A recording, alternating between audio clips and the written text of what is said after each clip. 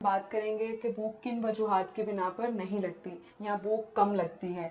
इसके दो main reasons हैं, एक फिजियोलॉजिकल और दूसरा साइकोलॉजिकल। फिजियोलॉजिकल रीजन में कोई इलनेस की वजह से हमें भूख नहीं लग सकती, कोई बीमारी है जैसे कि कॉन्स्टिपेशन है, थायराइड की वजह से भी इस तरह से हो सकता है कि भूख कम लगती है। इसके अलावा कोई गैस्ट्रिक इशू है, उसमें भी भूख कम लगती है। आयरन डेफिशिएंसी है, उसमें भी भूख कम लगती है। इसके अलावा कोई हार्मोनल इम्बैलेंस हो गया है, उसमें भी आपको भूख कम लगती है। इसके अलावा मौसम चेंज होने की वजह से, बहुत ज्यादा सर्दी है या बहुत ज्यादा गर्मी है, उस वजह से भी भूख कम लगती है। साइकोलॉजिकल कॉजेज में अगर देखा जाए तो सबसे पहले स्ट्रेस है, स्ट्रेस की वजह से भूख कम लगती है। इसके अलावा अगर आप किसी ट्रॉमेटिक कंडीशन से गुजरे हैं या खुदा ना खास्ता कोई ऐसा इंसिडेंस हुआ है आपकी लाइफ में, तो उस वजह से भी आपको भूख कम लगती है।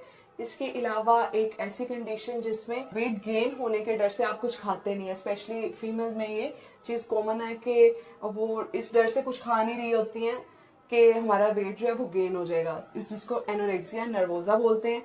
पर इस कंडीशन में उनको भूख भी कम लगती है। इसके अलावा अगर हमारी बॉडी में किसी किस्म की पेन है तब भी हमें भूख कम लगती है। फ्लू की वजह से या फीवर की वजह से भी भूख कम लग सकती है। इन सब कंडीशन की वजह से हमारा जो वेट है वो कम होता जाता है।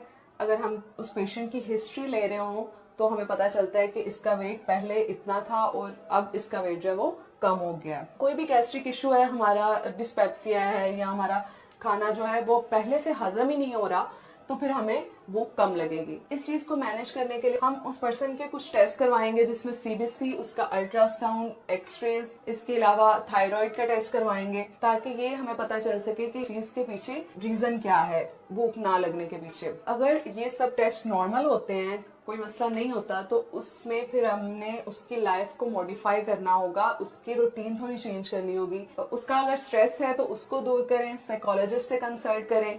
उसके अलावा अपनी लाइफ में, अपनी डेली रूटीन में एक्सरसाइज को शामिल करें। कम से कम 30 मिनट की एक्सरसाइज डेली करें। एक्सरसाइज से ये होगा कि आपका जो मेटाबॉलिज्म है वो फास्ट हो जाएगा और आपकी डाइजेशन इंप्रूव होगी। इससे भूख भी आपको ज्यादा लगेगी, भूख की कमी जो है वो खत्म हो जाएगी। इसके साथ आप अपनी डाइट में वैरायटी ऑफ फूड ऐड करें, जैसे कि फ्रेश जूसेस हो गए, फ्रेश फ्रूट्स हैं, सैलड्स हैं, सब्जियां कच्ची इस्तेमाल करें। इससे ये होगा कि आपका डाइजेस्टिव सिस्टम जो है वो हेल्दी होगा, अपना वर्क जो है वो प्रॉपरली करेगा। अच्छा, बच्चों में भी ये चीज बहुत कॉमन होती है कि उनको भूख नहीं लग रही होती है। जो बच्चे दूध पीते हैं वो कुछ और चीज साथ में नहीं लेते। जो 1 साल से ऊपर के बच्चे हैं उनमें ये चीज बहुत कॉमन है, स्पेशली उन बच्चों में जिनमें आयरन डेफिशिएंसी होती है कि उनमें भूख जो है वो कम लगती है। जो बच्चे गाय भैंस का दूध इस्तेमाल करते हैं उनमें आयरन की एब्जॉर्प्शन जो होती है वो